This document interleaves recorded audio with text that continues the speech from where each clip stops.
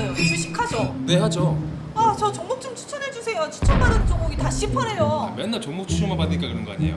그럼 어떡해요? 종목 선정 멘토링 평생 해주는데 알려줄까요? 그런 데가 있어요? 밸런스 투자 아카데미로 함께 가봐요. 좋아요.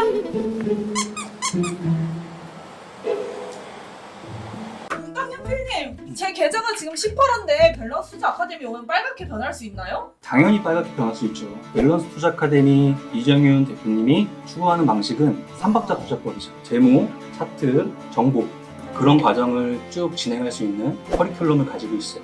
3박자 투자법에 맞는 종목을 고르면 시장 상황에 따라서 출렁거림은 있겠지만 회사가 성장을 하고 차트도 정배열에 돌아서고 메인과 기간이 사들어가고 현재 시장에서 부각을 많이 받고 있는 업종에 일을 하고 있다면 그런 종목이 끝끝내는 내 계좌를 빨갛게 만들어줄 수 있는 거예요. 저 그러면 밸런스 투자 아카데미 당장 들어갈래요. 네이버에서 밸런스 투자 아카데미를 검색을 해주시면 제일 첫 번째 저희 사이트가 떠요. 그것들을 참조를 하시고 그래도 내가 어떤 과정을 어떻게 시작할지 모르실 때는 저희 밸런스 투자 아카데미 대표 번호가 여러 가지가 있으니까 전화 주셔서 각각의 연구원분들이랑 상담을 통해서 시작하시면 될 것 같아요.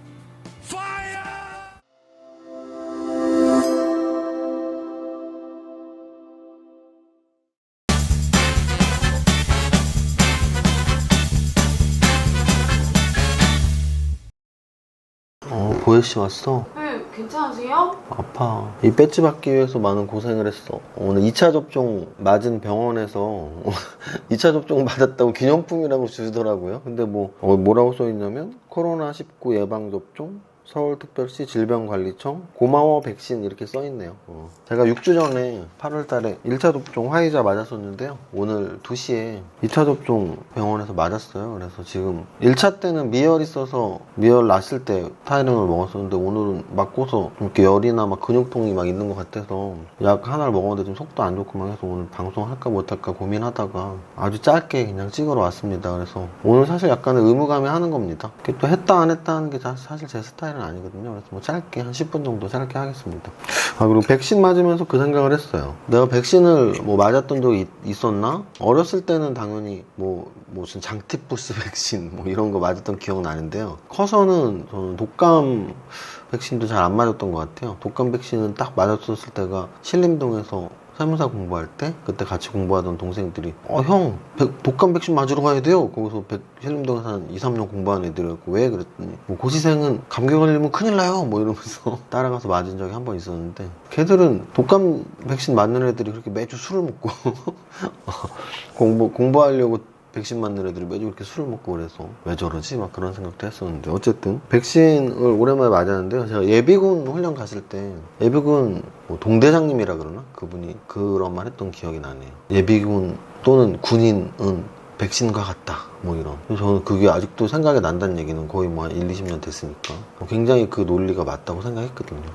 그리고 백신을 맞는 이유는 병이 걸리지 말라고 맞는 거잖아요. 군인이 있는 이유는 전쟁이 있지 않게 하기 위해서. 물론 또 전쟁이 나면 더욱더 큰 역할을 하지만 그래서 저는 그런 생각을 해봤어요. 주식시장에서의 백신은 무엇이 있을까? 오늘 장중시장에도 썼지만 주식시장에서의 백신은 결국은 공부밖에 없죠. 공부를 해야지 이겨낼 수 있으니까. 불확실성에 의해서 움직이는 주식시장이기 때문에 주식 처음 하는 사람들은 이게 운 아냐? 실력이 어딨어? 이런 생각을 많이 하는데요. 그렇지 않다고 100번 말했습니다.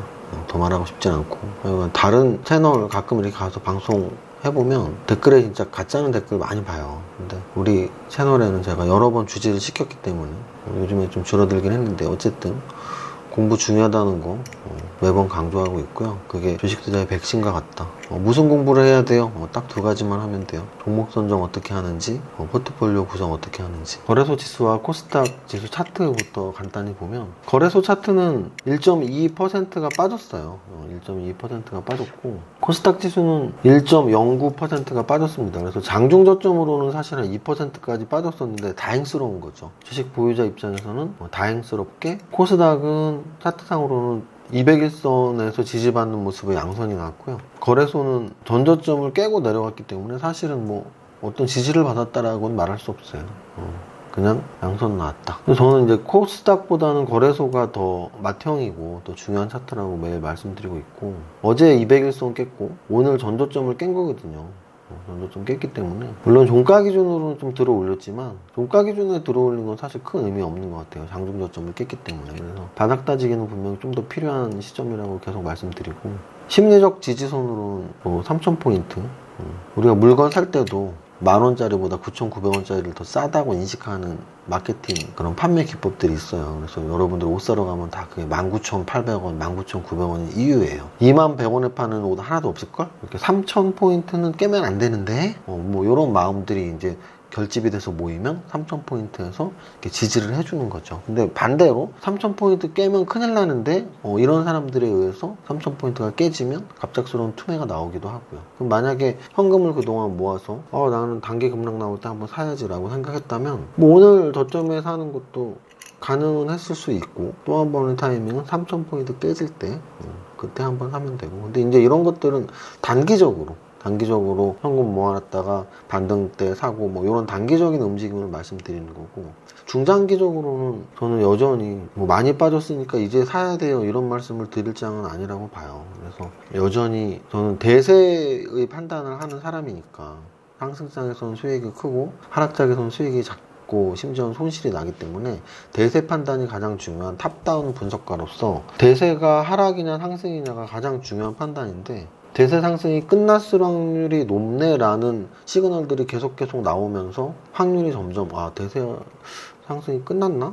그럼 그 반대로 대세 하락이 시작됐나? 뭐 이런 내용이니까 저는 그쪽 판단을 계속 하고 있고, 여전히 정고점을 향해서 갈 위치는 아니기 때문에 추가적인 가격 조정이 있든지 아니면 옆으로 횡보하는 기간 조정이 있을 거라는 말씀 계속 드리면서 포트폴리오 운영 원칙상 보수적인 마인드, 현금 보유 비중, 그리고 대형주보다는 중소형주, 이 세 가지 계속 말씀드리고 있습니다. 시가총액 상위 종목들 오늘 거래소에서 보면 삼성전자가 2.8%가 빠졌고요.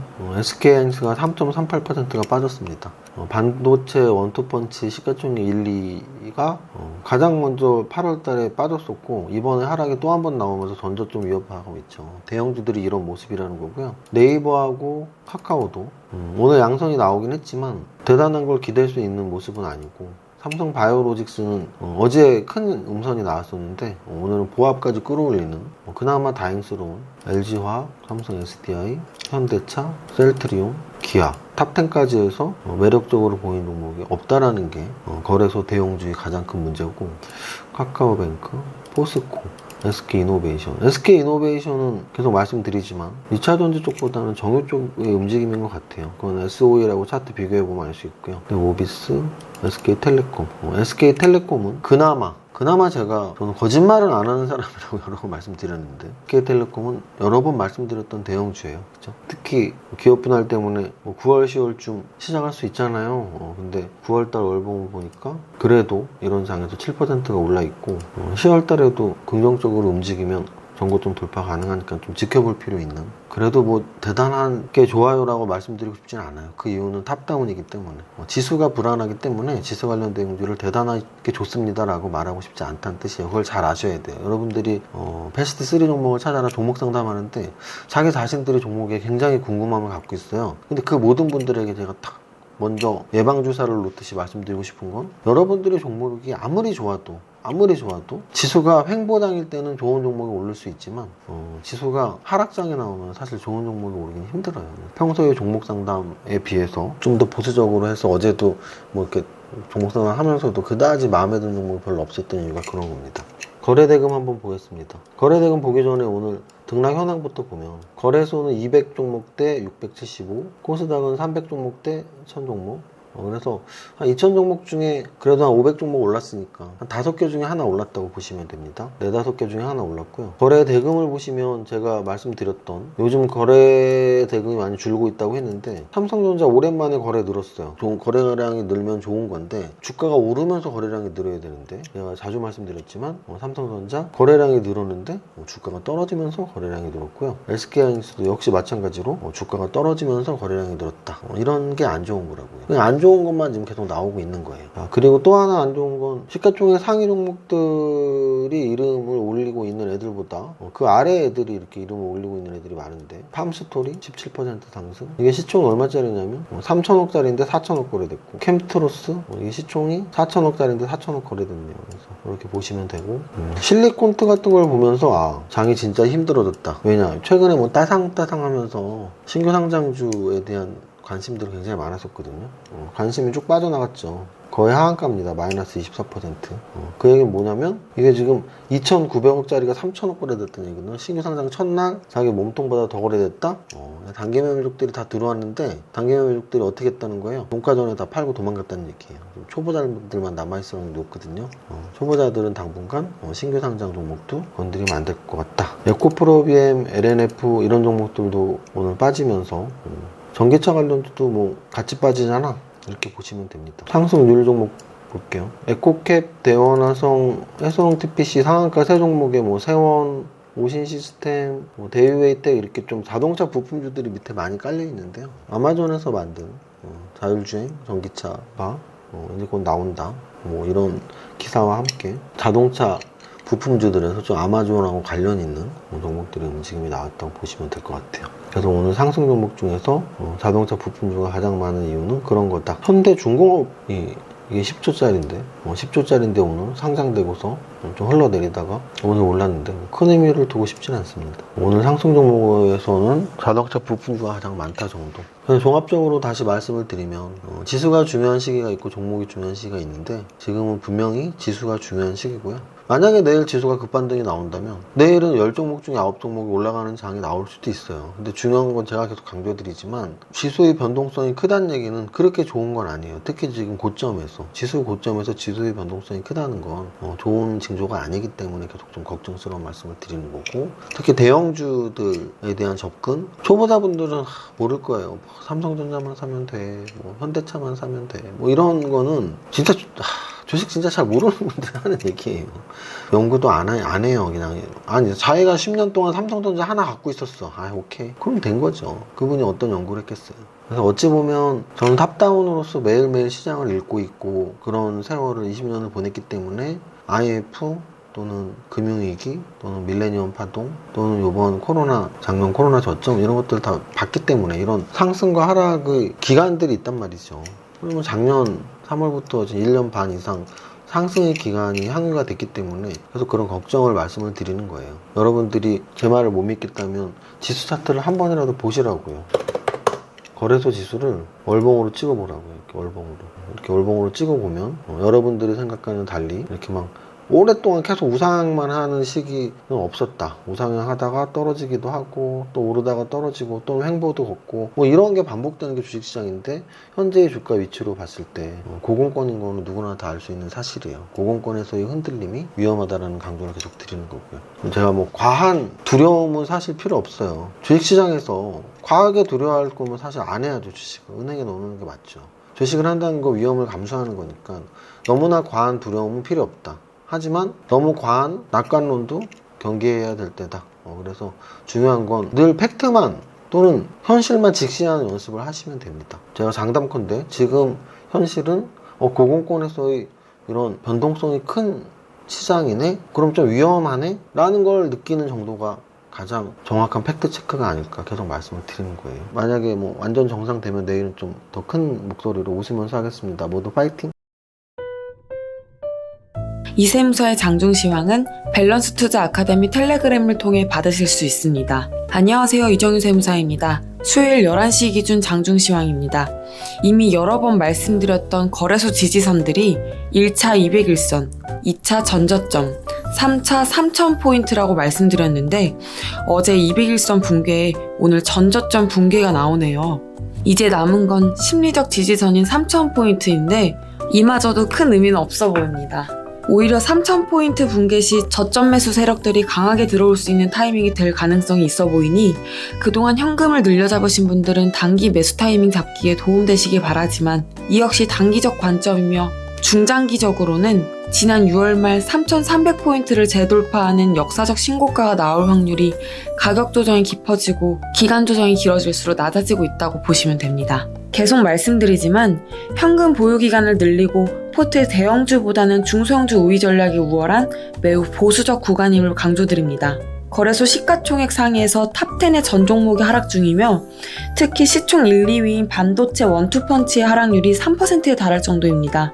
시총 30위권의 상승 종목은 SK이노베이션과 SK텔레콤 단 2종목뿐이네요. 코스닥 시총 상위에서는 반도체, 2차전지, 제약바이오 등 모두 하락 조정 보이고 있으며 최근 움직임 좋았던 게임이나 엔터도 모두 조정 중입니다. 종목의 등락 비율에서는 거래소 상승 100, 하락 800, 코스닥 상승 167, 하락 1245로 10종목의 한두 종목이 상승하는 취약한 강세입니다. 상승률 상위 종목을 보면 상한가 두 종목의 상승률 탑 30이 5%대로 역시 평소보다 상승률 자체가 낮은 수준입니다. 상승률 상위 종목들에서는 아마존 관련해서 자동차 부품주들의 상승률이 가장 많이 나오고 있으며 품절주 라인, 대선 라인 등에서 몇몇 종목들이 이름을 올리고 있습니다. 장이 매우 어려운 상황입니다. 과한 두려움도 문제지만 과한 낙관론은 더욱 경계해야 할 수도 있습니다. 그동안의 상승이 나의 수익이 나의 노력이었나를 생각하는 시간이 되기를 진심으로 말씀드립니다. 제 경험상 급락장에서의 반성과 공부에 대한 동기부여가 그 다음 상승장에서 밑거름이 되기 때문입니다. 오늘의 한 줄평, 시장 탓보다 내 탓, 좋은 날 오겠죠. 모두의 성공 투자 화이팅!